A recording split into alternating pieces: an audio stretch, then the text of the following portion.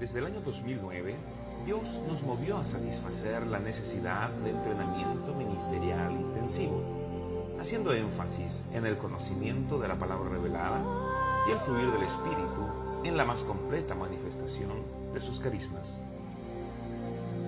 El Instituto Bíblico Ministerial recibe personas de todas las denominaciones que desean impactar al mundo al estilo de la iglesia primitiva. Al término de los estudios, el alumno estará capacitado para cumplir con el llamado de Dios para su vida. Toma tu lugar para la edificación del cuerpo de Cristo.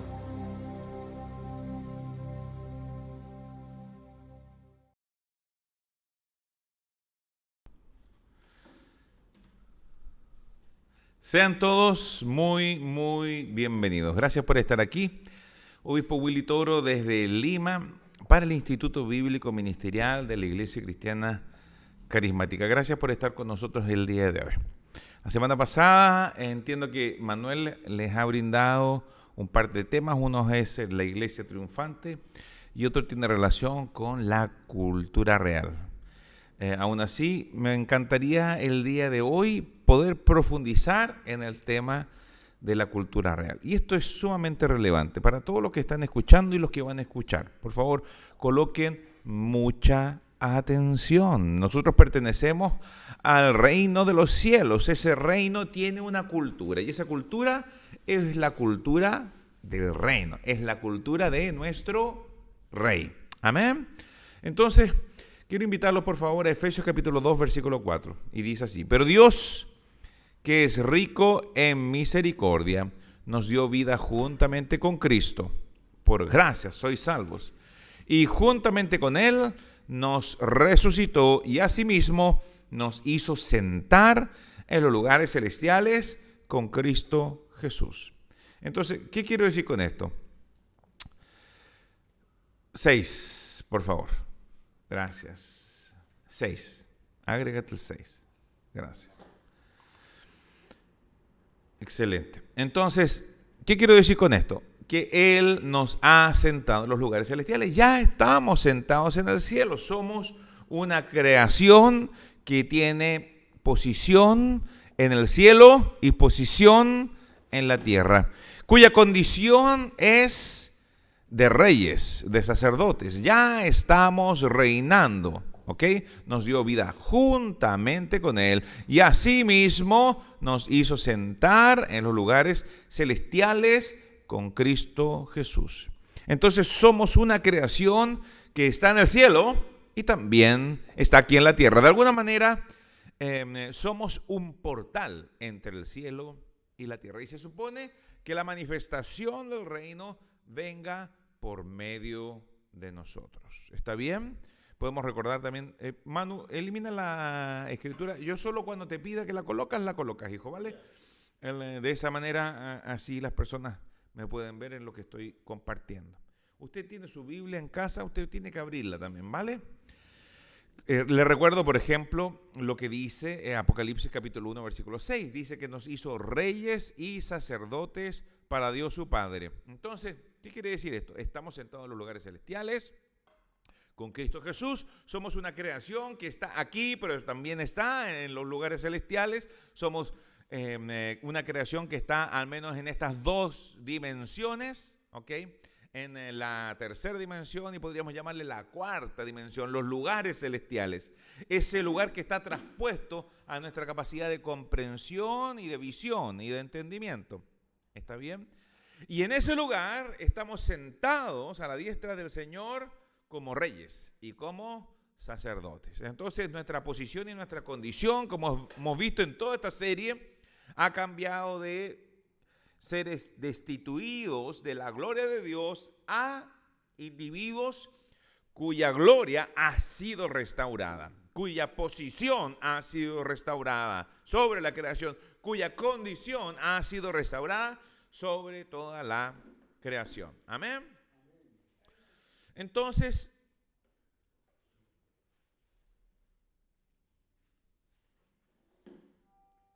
ustedes conocen bien el mensaje del Señor Jesucristo. Los quiero invitar, por favor, a Proverbios capítulo 30, versículo 21. Este sí colócalo, Manuel. Proverbios capítulo 30, del 21 al 23. Yo voy a leer la versión de la Biblia de las Américas. ¿Está bien? Esta es la versión de la Biblia de las Américas. Proverbios capítulo 30, del 21 al 23. Dice así: por 3 cosas tiembla la tierra. Por 3 cosas se alborota la tierra. Por 3 cosas teme la tierra. Por 3 cosas se aproblema la tierra. Y por una cuarta no se puede sostener. Por el esclavo cuando llega a ser rey. Por el necio cuando se sacia de pan. Por la mujer odiada cuando se casa. Y por la sierva cuando suplanta a su señora. Cada una de estas cosas, cada uno de estos ejemplos, ¿está bien? Cada una de estas cosas por las cuales la tierra tiembla son mentalidades. Son mentalidades. ¿Has estado pensando como esclavo? ¿Extrañas lo que hacías en tu vida pasada? De alguna manera, ¿has vuelto atrás? ¿Valoras quién eres en Cristo?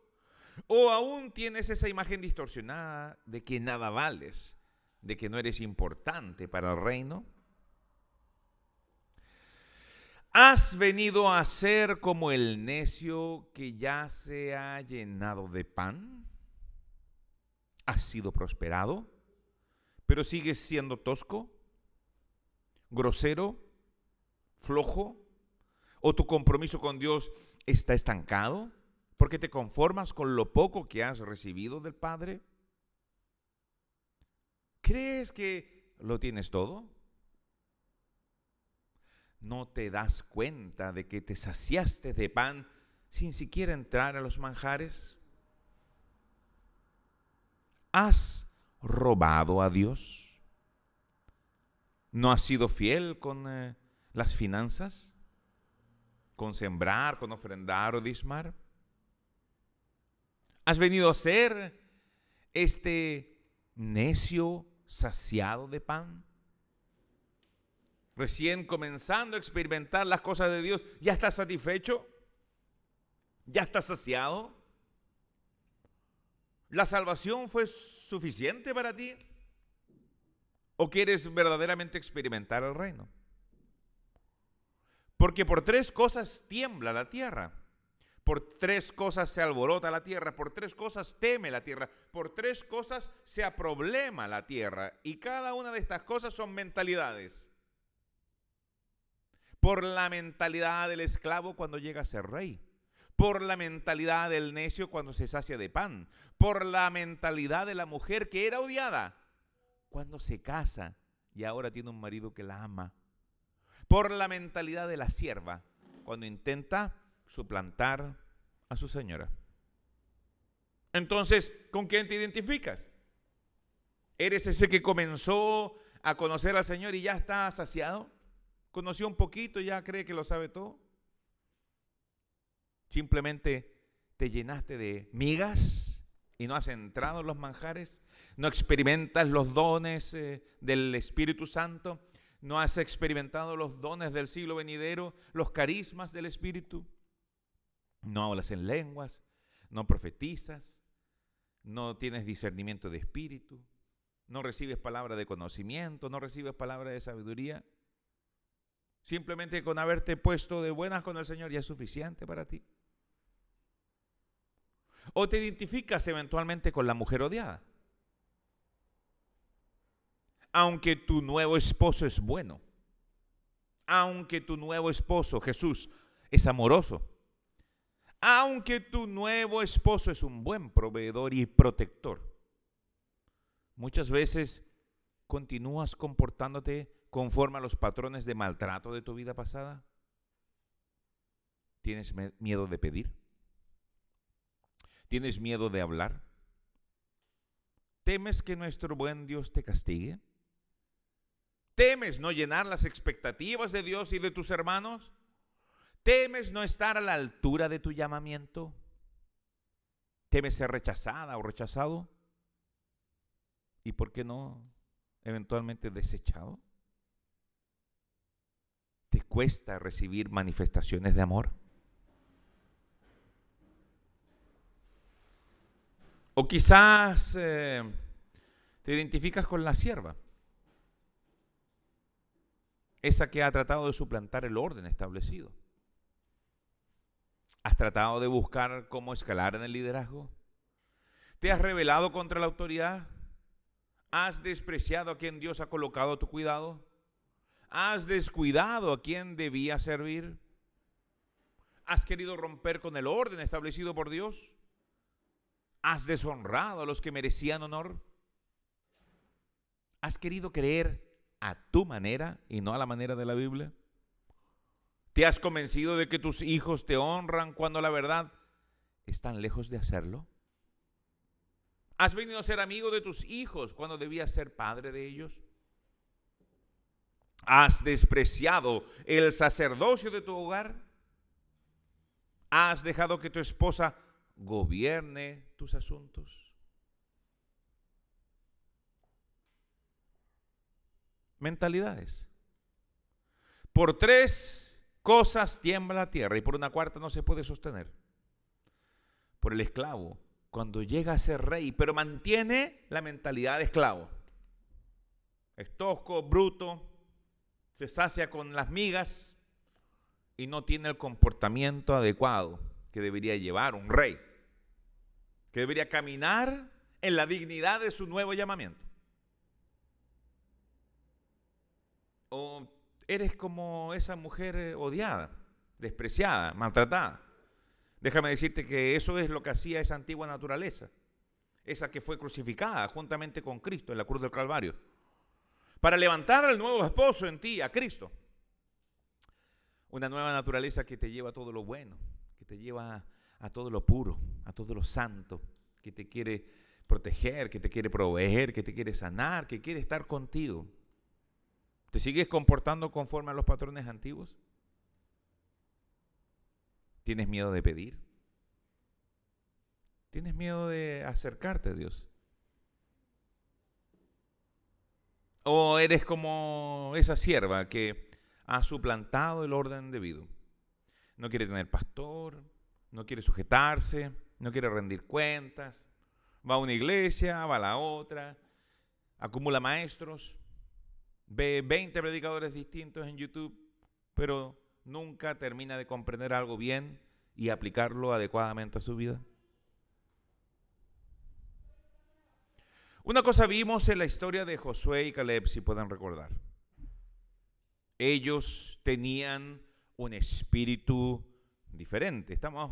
Los contextualizo. ¿Se recuerdan cuando Israel debía de cruzar Egipto y simplemente... Hay alguien dándoles acceso, ¿no? Ya. Simplemente cruzar el desierto para llegar a la tierra prometida. ¿Se recuerdan? Bueno. Muchos murmuraron, pero habían 2, Josué y Caleb, que tenían un espíritu diferente. Esto se refiere a que tenían una actitud distinta. Y esto es lo que nos cuesta encontrar el día de hoy en los creyentes. La actitud adecuada. El domingo pasado hablé sobre estar enamorado del Señor. Estar vuelto loco por querer escucharlo y estar con Él y recibir lo que Él tiene para nosotros.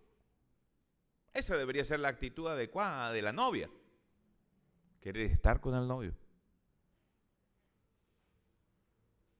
¿Entiendan lo que digo? Usted necesita una actitud distinta, una mentalidad distinta. Esa mentalidad distinta se manifiesta con una actitud distinta, como la de Josué, como la de Caleb. Ellos tenían un espíritu diferente, tenían una actitud distinta.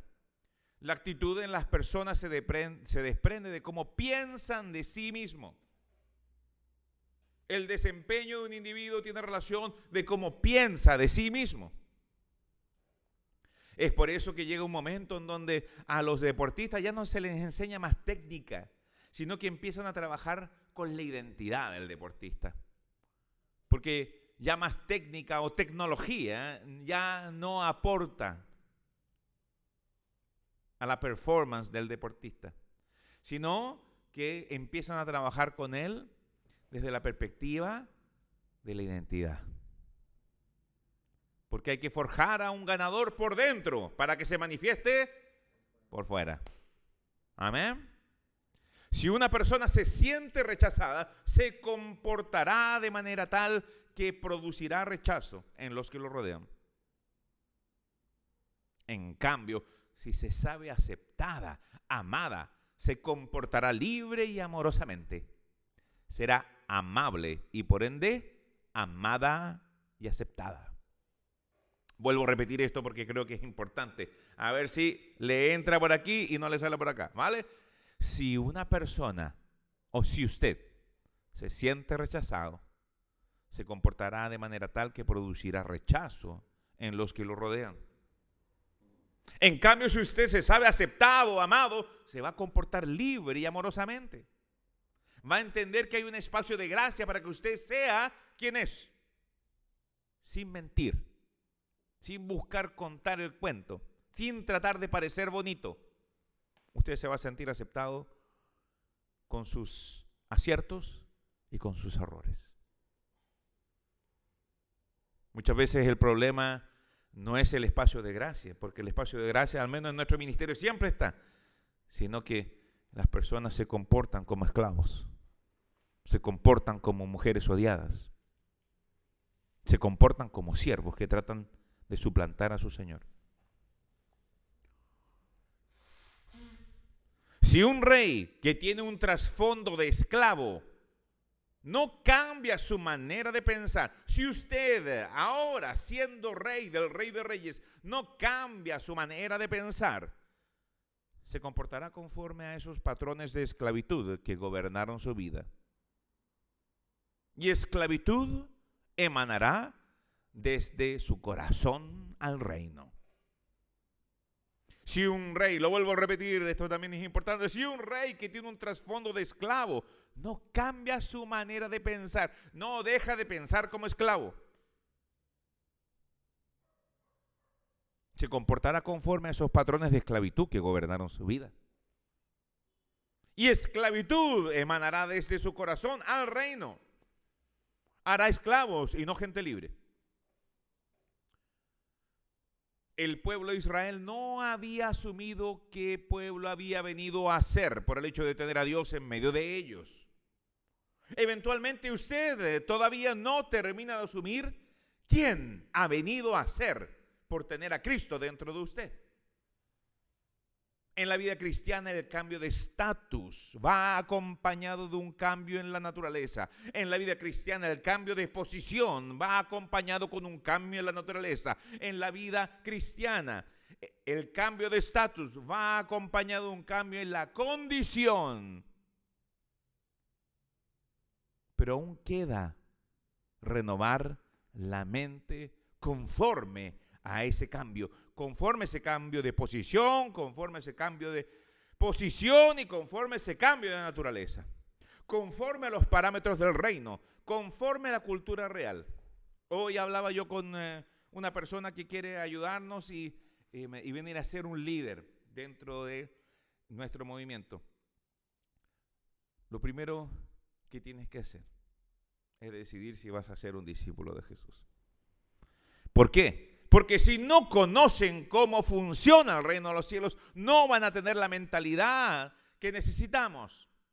Y van a comportarse o como esclavos, o van a comportarse como la mujer odiada, o van a tratar de suplantar el orden establecido.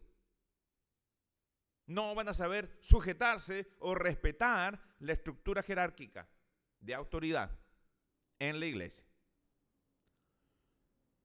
Las personas tienen que entender cómo operan las leyes del reino de los cielos. ¿Cuáles son los parámetros? ¿Cuáles son los principios? ¿Cuáles son los valores del reino de los cielos?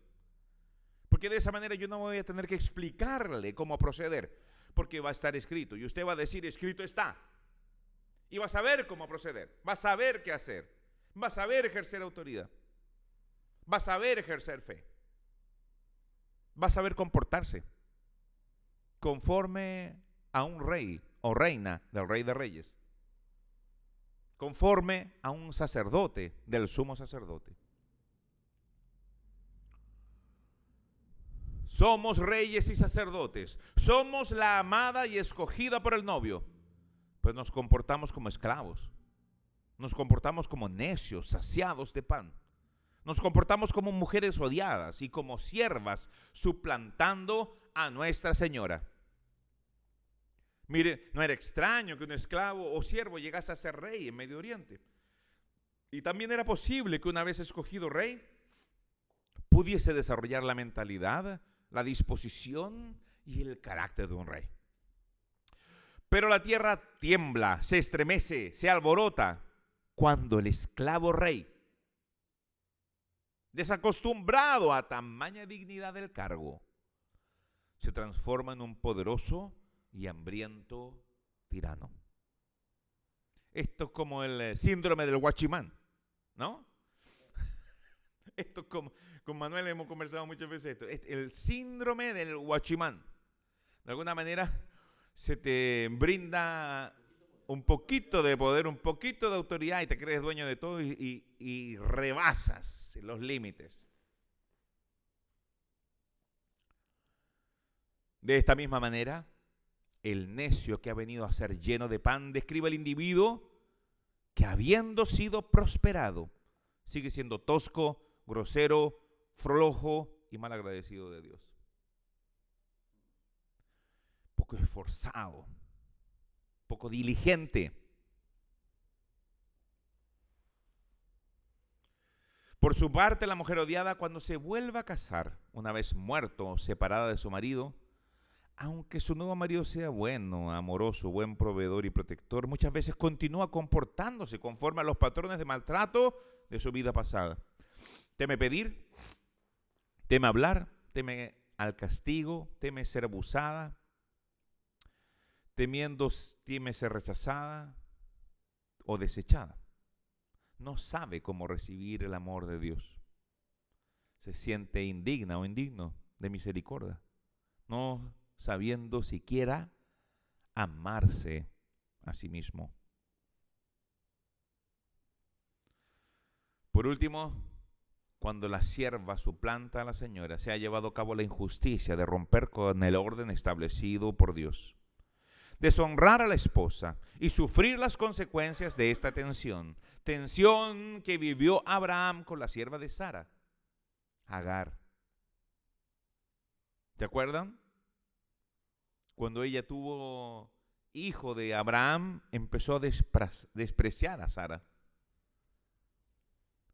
Imagínese el dolor que vino a tener a Abraham cuando tuvo que despacharla con su hijo. El esclavo, el necio, la mujer odiada y la sierva, todos una forma y una sombra del pueblo de Dios. Todos una vil caricatura de lo que el diablo ha querido que creamos, contrario a lo que somos y debemos vivir, contrario a lo que Jesucristo vino a anunciar como buenas nuevas. Miren, para manifestar el reino de los cielos en la tierra, tenemos que comenzar por desempeñarnos como ciudadanos del reino. Debemos comenzar a cultivar la cultura del reino. Debemos comenzar a caminar como reyes. Y esto está lejos de la visión orgullosa de lo que creemos que es ser un rey. Lejos está de la visión del hombre sentado en el trono que dice: atiéndanme, viles siervos. Sino que se acerca al rey siervo que gobierna por honor y no por temor, que no impone su autoridad, sino que la autoridad le acompaña y es reconocida por todo el que le ve y le oye. El sabio le honra, el necio se margina de la bendición de su presencia. El lenguaje del reino es un lenguaje de honor, un lenguaje de honra, un lenguaje que da gloria, un lenguaje de alabanza, un lenguaje de amor. Refiriéndome al lenguaje como una manera de comunicarme, comportarme, transmitir lo que soy y desempeñarme. Todo lo que hago habla de lo que creo. Lo que creo proviene de mis convicciones y de lo que pienso de mi entorno y de mí y de lo que soy, de lo que tengo y de lo que puedo hacer. De allí viene mi comportamiento. Mi lenguaje define el reino al cual yo pertenezco.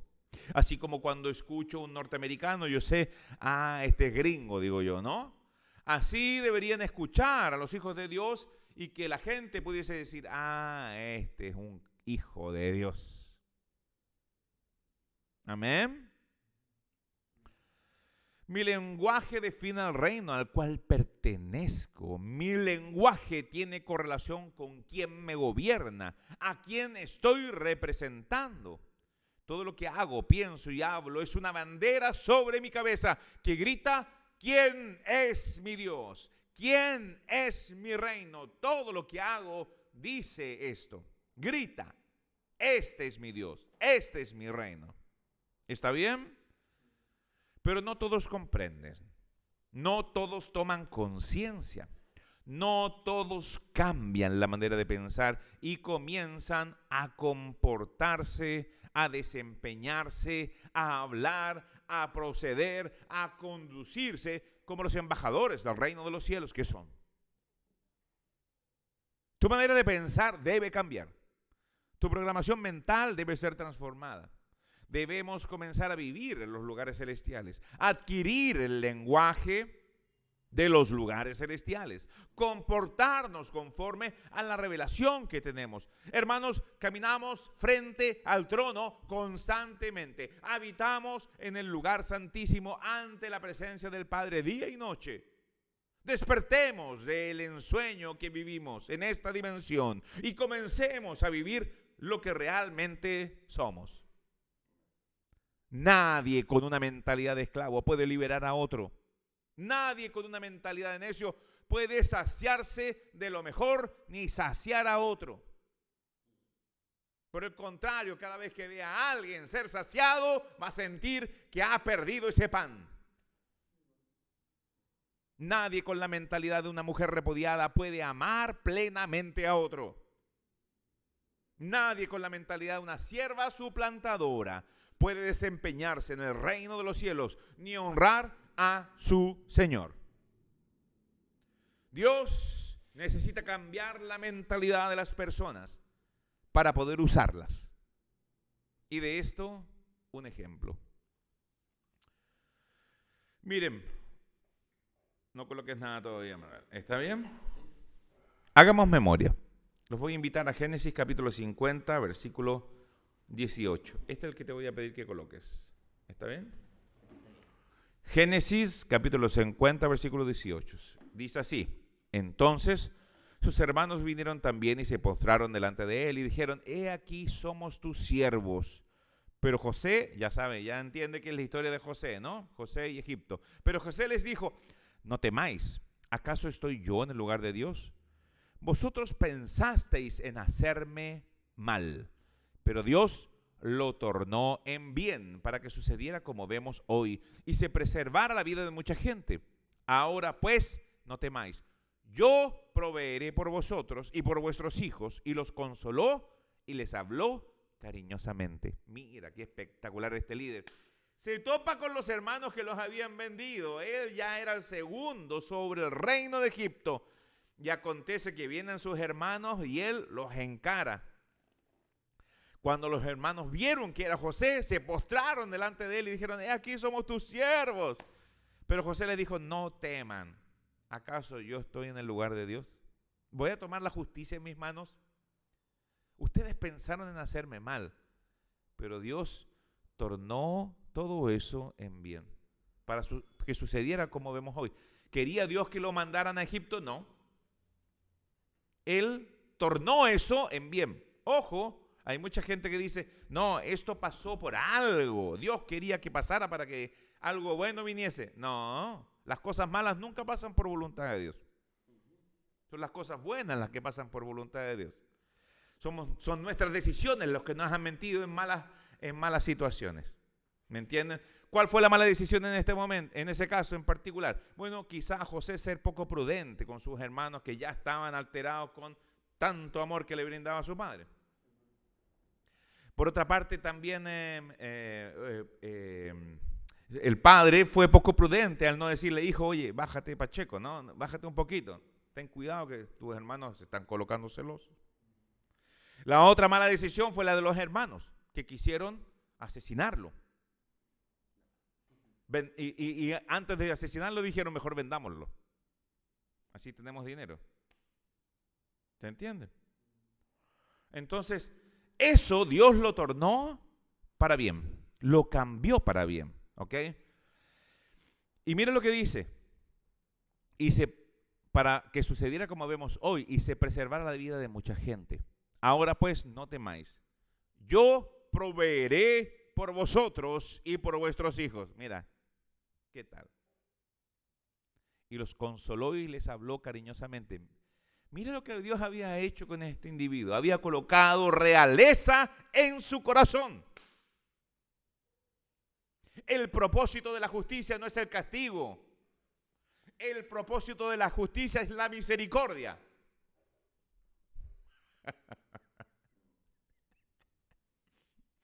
Hemos sido entrenados al revés, yo sé, lo entiendo. Queremos justicia y la justicia se hace cuando vemos que reciben el castigo. No es el propósito de Dios. Él hizo justicia sobre la cruz, sobre el cuerpo de Jesús, en el madero. ¿Para qué? Para poder tener misericordia de nosotros y perdonarnos. Gloria a Dios. Qué espectacular, ¿no? Qué bueno es nuestro Dios. Aleluya. Gloria a Dios. Miren, avancemos ahora, Manuel, coloca por favor Éxodo capítulo 1, versículo 1 hasta el 5.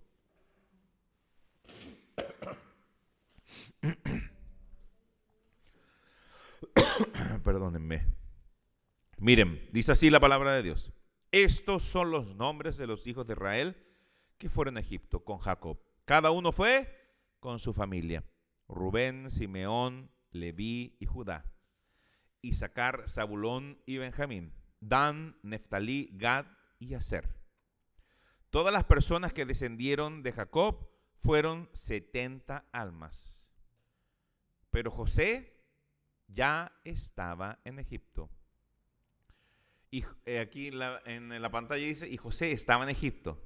Mi versión dice, pero José estaba ya en Egipto.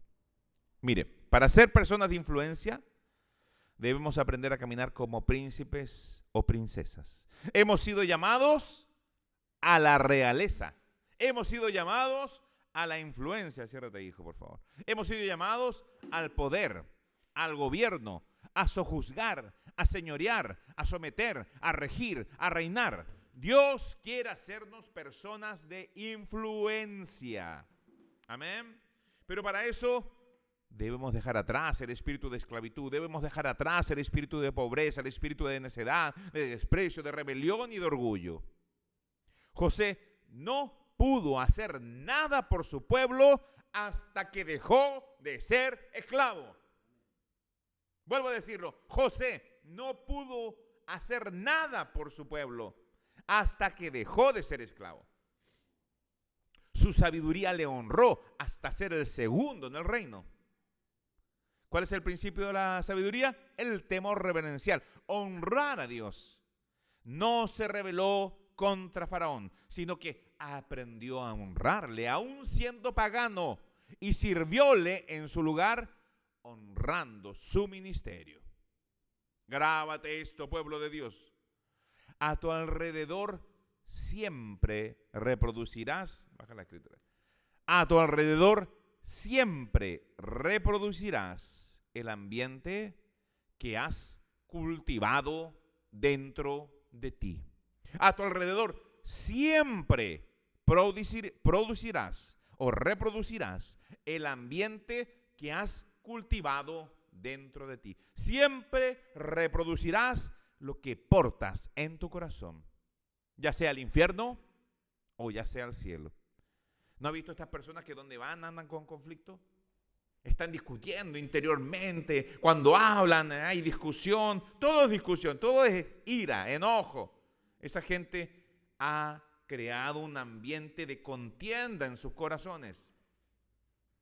Pero si somos conscientes de que estamos sentados en los lugares celestiales, si somos conscientes de que en su presencia hay plenitud de gozo, si somos conscientes de que estamos ante el trono de la gracia para hallar gracia y misericordia para el oportuno socorro, ¿sabe qué? Va a cambiar esto en nuestra actitud. Es por eso que José tuvo que estar primero en Egipto para poder nutrirse de una cultura, de un reino, para tener una identidad distinta. ¿Qué dijeron sus hermanos? He aquí somos tus esclavos. ¿Y qué hizo él? Los levantó y les dijo: no se preocupen, que este mal que ustedes intentaron hacerme, Dios lo tornó para bien. Ahora yo voy a proveer para ustedes y para sus hijos. Yo voy a preservar a esta nación, porque no soy esclavo, sino que entiendo lo que es ser un rey, entiendo lo que es ser un príncipe de esta nación. Y los reyes somos proveedores, los reyes somos protectores. He conocido la cultura, he aprendido que es pertenecer a un reino lleno de gloria. Por eso que José tuvo que estar primero en Egipto, para que su identidad no fuese como la de sus hermanos, que se postraron para ser esclavos de él, sino que su identidad fuese esa que levanta a los esclavos de sus rodillas para colocarlos en libertad, proveerles y preservarlos. ¡Wow! ¡Qué buena la palabra! ¿Sí o no? Chacay, oye, me encanta verme predicar porque a veces siento que me separo. Uno es el Willy y el otro es el apóstol que está predicando la palabra. Es el Espíritu Santo hablando. Y me observo y digo: qué espectacular. Normal, me veo a veces cuando predico y me pongo a llorar con lo que estoy escuchando, porque sé que no soy yo. Qué palabra más poderosa. Qué palabra más poderosa. Por eso que Moisés tuvo que venir a vivir como un príncipe en Egipto también. Hello, ¿se está dando cuenta del patrón? ¿Me está escuchando? Lo vemos en José. José ya estaba en Egipto. Moisés ya era hijo de Faraón. Porque ningún hombre con la mentalidad de un esclavo puede hacer libre a otro hombre. Ningún hombre con la mentalidad de un pobre puede enriquecer a otro hombre. Ningún hombre con la mentalidad de un enfermo puede sanar a otro hombre. Ningún hombre que se ve a sí mismo como una langosta puede enfrentar a los gigantes. Si no puede decir amén, diga ouch.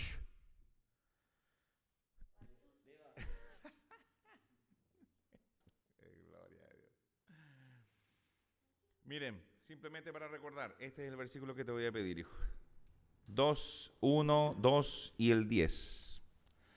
Ok, Éxodo capítulo 1, versículo 16 dice así: y les dijo: cuando estéis asistiendo a las hebreas a dar a luz, y las veáis sobre el lecho de parto, si es un hijo, le daréis muerte, pero si es una hija, entonces vivirá. Estas fueron las instrucciones que recibieron las parteras hebreas para cuando viesen que las hebreas diesen a luz, si era un hombre, había que matarlo. Versículo 22. Entonces Faraón ordenó a todo su pueblo diciendo: todo hijo que nazca lo echaréis al Nilo, y a toda hija la dejaréis con vida. Moisés tuvo que venir a crecer en la casa de Faraón. Imagínese eso. ¿Ok? Se recuerda la historia, ¿no? La madre no quiso deshacerse de él, y en su último intento por salvar la vida vio que estaba la princesa por allí, lo colocó en una canasta de juncos y lo echó al río. y la hija de Faraón lo rescató de las aguas. ¿Está bien? Miren, veamos lo que dice Éxodo capítulo 2, versículo 1. Un hombre de la casa de Leví fue y tomó por mujer a una hija de Leví. Y la mujer concibió y dio a luz un hijo, y viendo que era hermoso, lo escondió por 3 meses. O sea que si hubiera sido feo, lo hubiera escondido menos, ¿no? Quizás si le nace a alguien como Miguel, lo esconde un día. O como Manuel, una semana, no sé. Quizás a mí me esconden un par de horas y me tiran al agua, ¿no? Sin Moisés, sin canasta. Claro, ahí está, hay que matarlo al toque, ¿no? Bueno. Y viendo que era hermoso, qué raro, como se cuenta, ¿no? Lo escondió por 3 meses. Versículo 10. Cuando el niño creció, ella lo llevó a la hija de Faraón y vino a ser hijo suyo. Y le puso por nombre Moisés, diciendo, pues lo he sacado de las aguas. Ok. Mismo ejemplo que con Josué.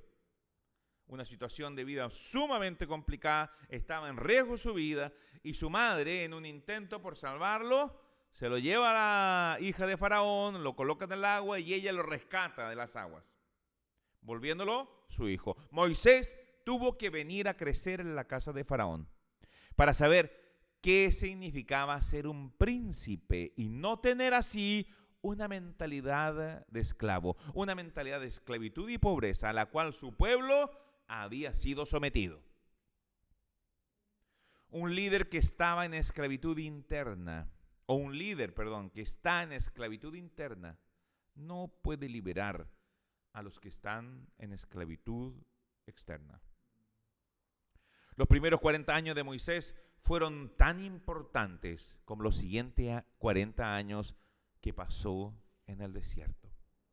Imagínense lo que habría sido crecer como un hijo del rey, como un hijo de Faraón. Imagínense cómo habrá sido para Moisés. Moisés siempre supo y experimentó que tenía importancia. Moisés siempre experimentó que tenía significado, que tenía trascendencia. Tiene que haberse acostumbrado a que todos los que le rodeaban le escucharan con suma atención al hablar. Siempre se sintió aceptado, siempre se sintió amado, siempre se sintió importante, siempre se sintió respetado, protegido. Nunca tuvo una mentalidad de escasez. Nada era inalcanzable para Moisés. Él era el hijo del rey de Egipto, uno de los imperios más grandes y majestuosos de toda la historia de la humanidad. No pensaba como esclavo. No se sentía como esclavo. Saca la escritura.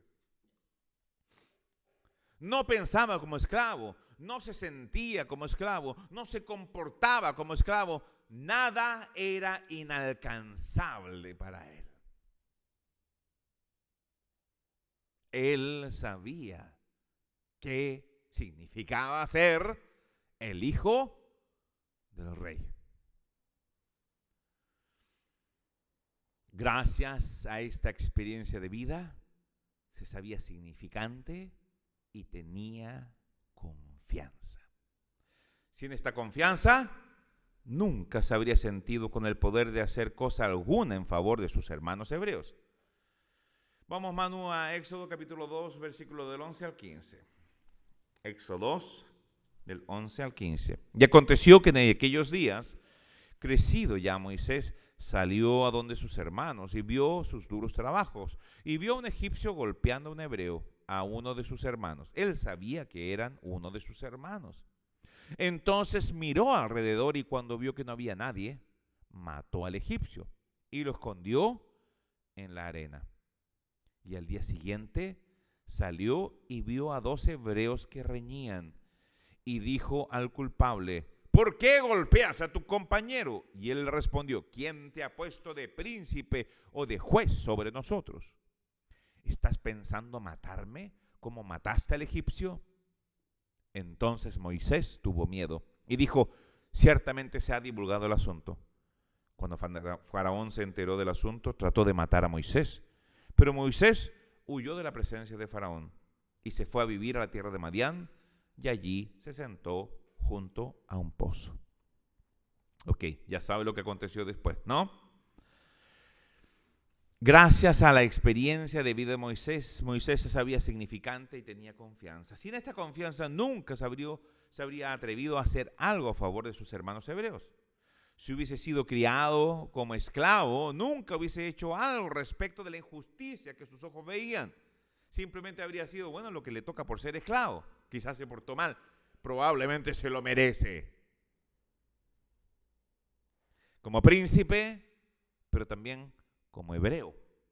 Él pudo comprender la diferencia entre su situación y la situación de ellos. Y esto creó un conflicto en su identidad como príncipe. Un pobre y despreciado esclavo es nacido en insignificancia.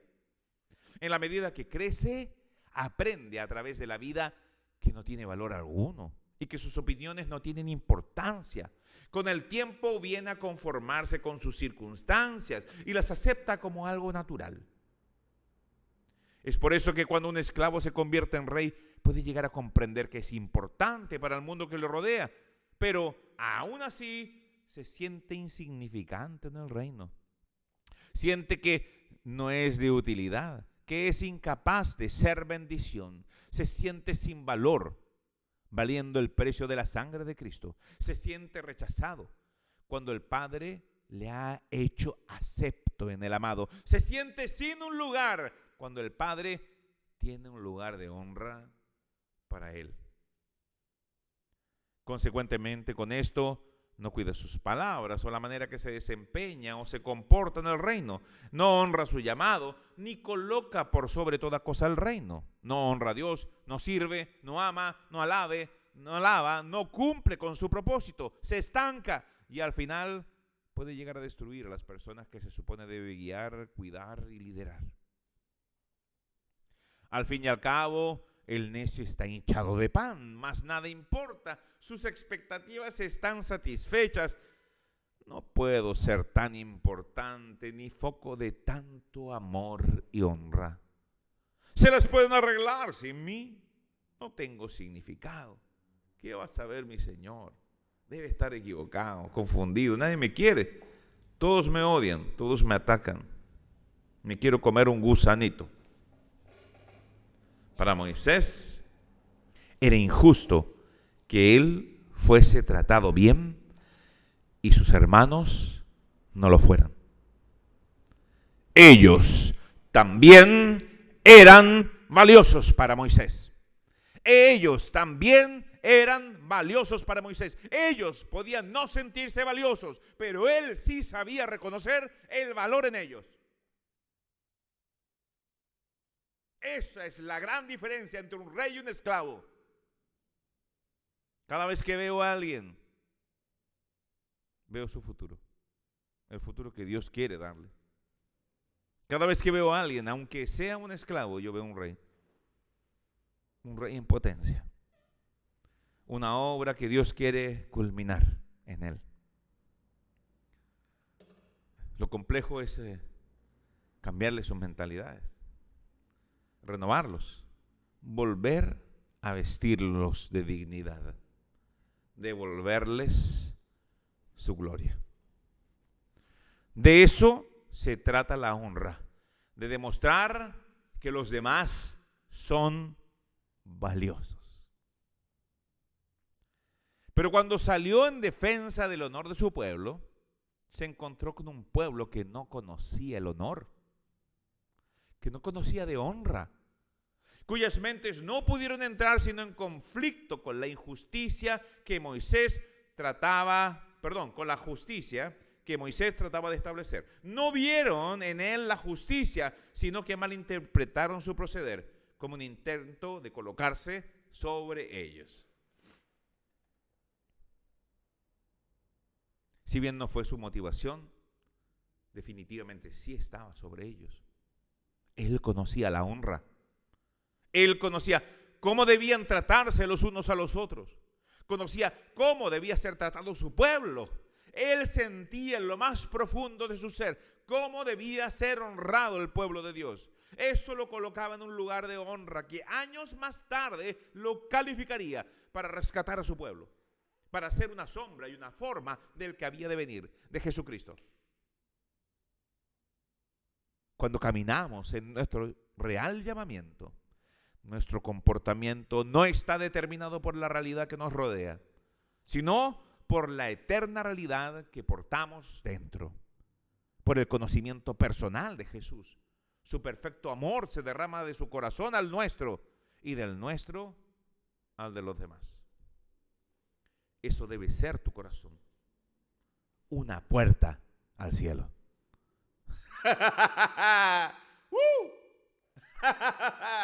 Aleluya.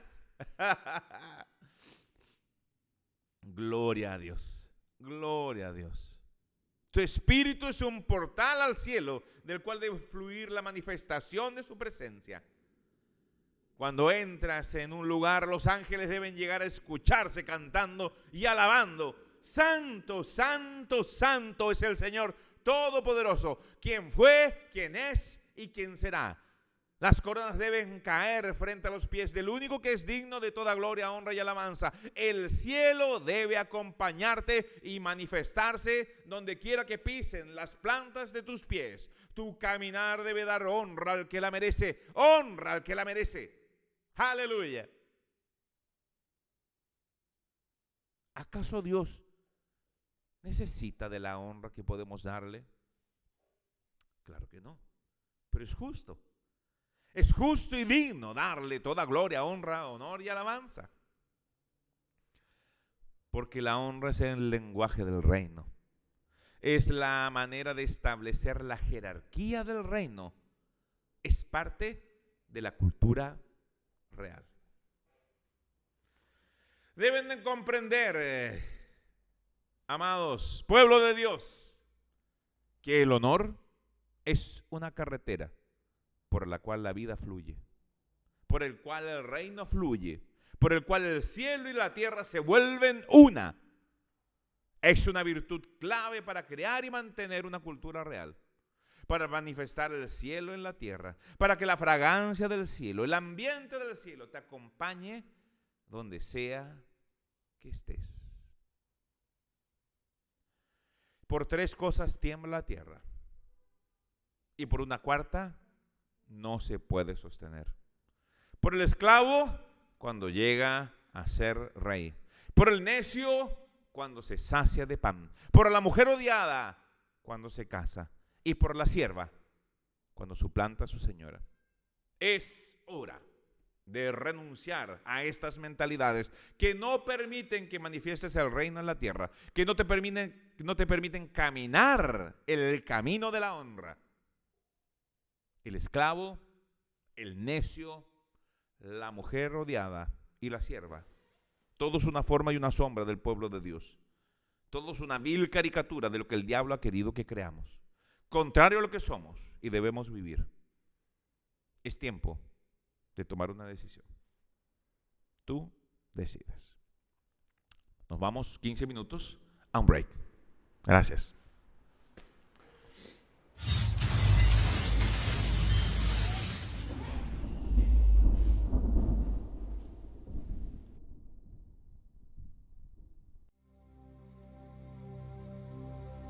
Desde el año 2009, Dios nos movió a satisfacer la necesidad de entrenamiento ministerial intensivo, haciendo énfasis en el conocimiento de la palabra revelada y el fluir del Espíritu en la más completa manifestación de sus carismas.